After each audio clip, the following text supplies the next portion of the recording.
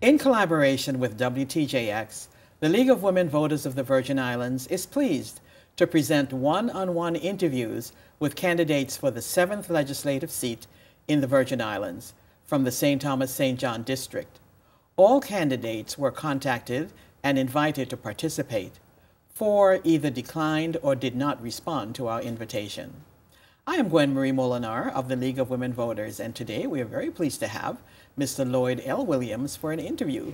Welcome. Thank you. Mr. Williams, would you introduce yourself, please? Yes, my name is Lloyd L. Williams, and I am a candidate, a Democratic Party candidate for the seat in the legislature. That election is April 8th. I was born in St. Thomas, Virgin Islands. I grew up in the housing projects. I graduated with a bachelor's degree from Moravian College and a master's degree in political science from American University in Washington, D.C. Great. Now, Mr. Williams, you were a senator some years ago in the 70s and the 80s. You were elected to 6 consecutive terms. Yes. But you've been out of the public scene for quite a while. Yes. Why should voters return you to the legislature at this particular point? Because we are faced with problems that appears to be unsurmountable or insurmountable. And it appears as if there are very few solutions to the problem. Our leadership has failed us considerably. And I believe that I have a special skill, one in which I can help to stimulate the economy. This has been my strength for the 12 years that I served. I was just checking the information from the budget department, and I see, for example, Caribbean Basin Initiative bringing into the Virgin Islands $8.9 million a year. This was one of my initiatives. The FISC was one of my initiatives. The stimulation of the banking industry in the Virgin Islands was one of my initiatives. I have had very many initiatives which brought millions of dollars, hundreds of millions of dollars, if we go back to when they were first initiated. My record is replete with revenue-producing items. This is what is needed now. Martin Luther King Jr. said, there is a fierceness of now. And that is why I'm running. Because our GRS system is let's talk under about attack. Yeah, let's talk about one of the issues one at a time. Let's go back to revenue generation before we move to GERS.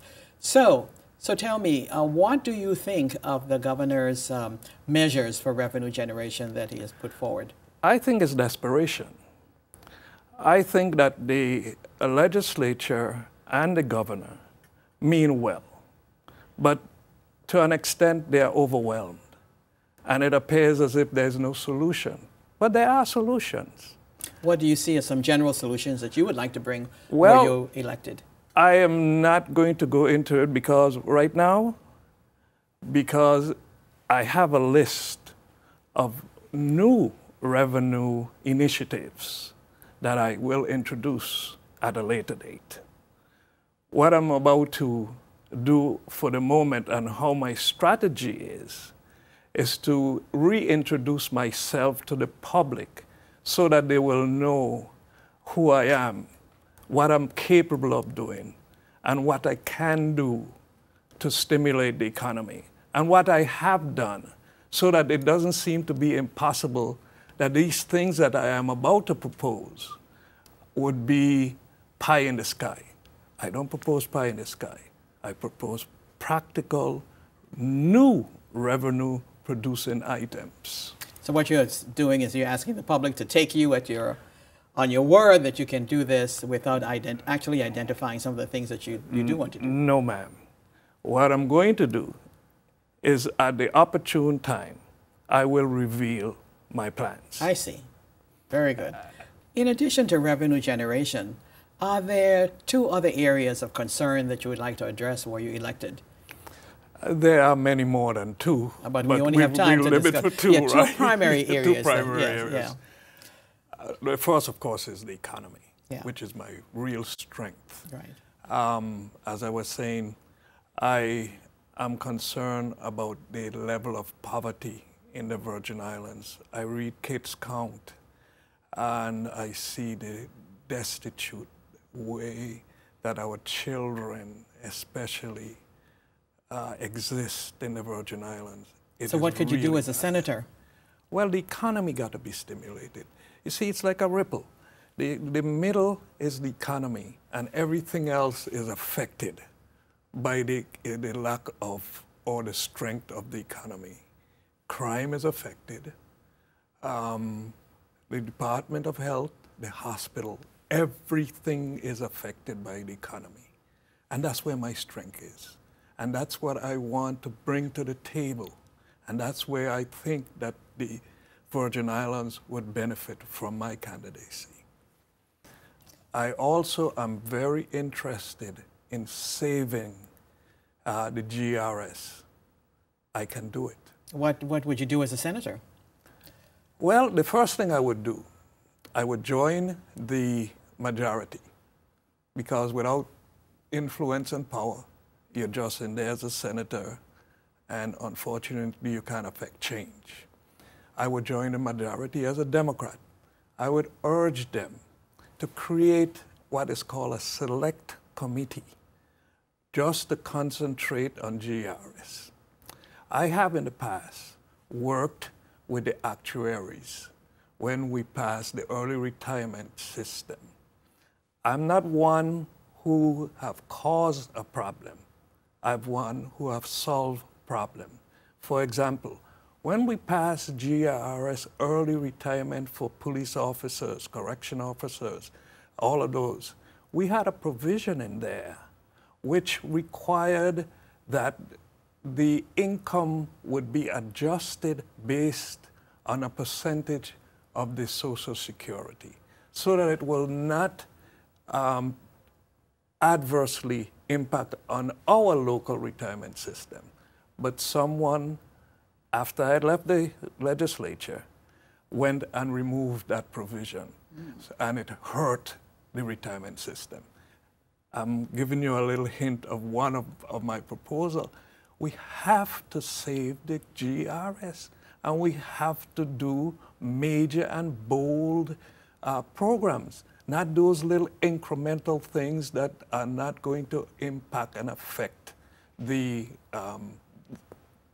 finances of the GRS. That's one of the things that we need to do. Okay, so you see revenue generation as central to addressing many of these other issues. Yes, I do. Okay, so let's turn now to look at our attention to in some other areas. Let us look at district governing, district governance. One of the election reform concerns in the past has been the structure of governance.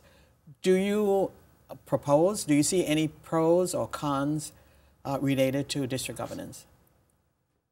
I am not for what is called sub-district governance. I know that the League of Women Voters is for it, and a number of people are for it. Well, I don't know. You can say that the League is for it. Well, they have in the past. The League has raised the questions about it. Well, I think in the past when Edith Bourne was there. Oh, Edith Bourne. Yeah, she was for it, and the League was for it, to my remembrance. What I am for numbered seats and the increase in at-large senators. We actually are not balconic stage wherein, we have a little pie and then we had split it up into 100 different pieces. We have one budget, and the budget but the budget is virtually determined by fixed expenses, meaning personnel, utilities, etc. We have a little bit that we could distribute to different parts of the island. So therefore, why are we talking about sub-districting? I know it's popular, but I'm telling you. So what do you see as the advantage of more at-large? Well, senators? I see that instead of, I think that it will bring more unity to the people of the Virgin Islands. I hear certain shows which, divide us based on what St. Croix get, based on what St. Thomas get, and, stuff like that. I am for the uniting of the entire 3 islands. Mm-hmm. Okay. It seems as if you have been a person to find solutions. Yes, thank you. So could you tell the voting public what your general approach is to problem solving? What's your general way of approaching problems? In all humility, I believe I have a gift. And I believe that, I do a lot of reading. I do a lot of reading. And as I indicated, I have degrees in political science and government. So I come with a background that would lend itself towards governance.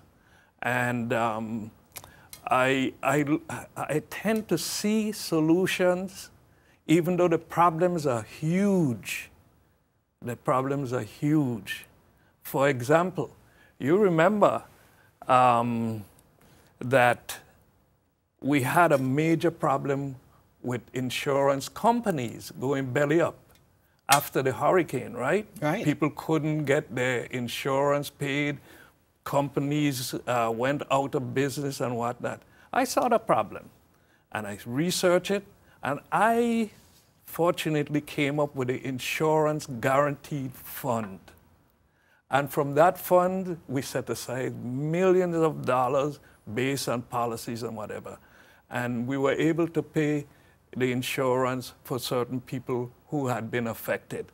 Not only that, since I left, that fund has been funding a lot of special projects. So your approach then, and what you're saying then, is that you have this gift.